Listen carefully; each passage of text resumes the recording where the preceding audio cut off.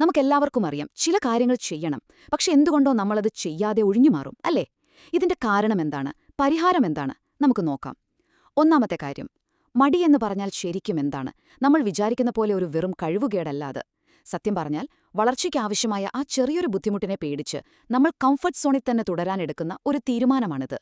ആ നാളെ തുടങ്ങാം എന്ന ചിന്തയുണ്ടല്ലോ, ഒരിക്കലും വരാത്ത ആ ഒരു നാളെ, അതാണ് മടിയുടെ യഥാർത്ഥ രൂപം. രണ്ടാമത്തെ പോയിന്റ്, നമ്മളിങ്ങനെ മടിച്ചു നിൽക്കുന്ന ഓരോ നിമിഷവും എന്താ സംഭവിക്കുന്നതെന്ന് ആലോചിച്ചിട്ടുണ്ടോ?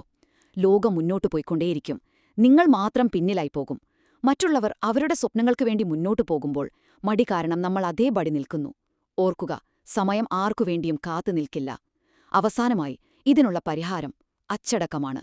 ഒരു പ്രത്യേക മൂഡ് വരാൻ വേണ്ടി, ഒരു മോട്ടിവേഷനു വേണ്ടി കാത്തിരിക്കരുത്. കാരണം മോട്ടിവേഷൻ വരും പോകും, പക്ഷെ അച്ചടക്കം അങ്ങനെയല്ല, അതൊരു ശീലമാണ്. എനിക്ക് പറ്റുന്നില്ല എന്ന ചിന്തയെ ഞാനത് ചെയ്തു എന്ന യാഥാർത്ഥ്യമാക്കി മാറ്റാൻ അച്ചടക്കത്തിന് കഴിയും. അതുകൊണ്ട് ഇപ്പോൾ തന്നെ ഒരു ചെറിയ ചുവടുവെക്കുന്നതാണ് ഇതിലേക്കുള്ള ആദ്യപടി. മടി നിങ്ങളുടെ സ്വപ്നങ്ങളെ ഭരിക്കണോ, അതോ നിങ്ങൾ മടിയെ ഭരിക്കണോ?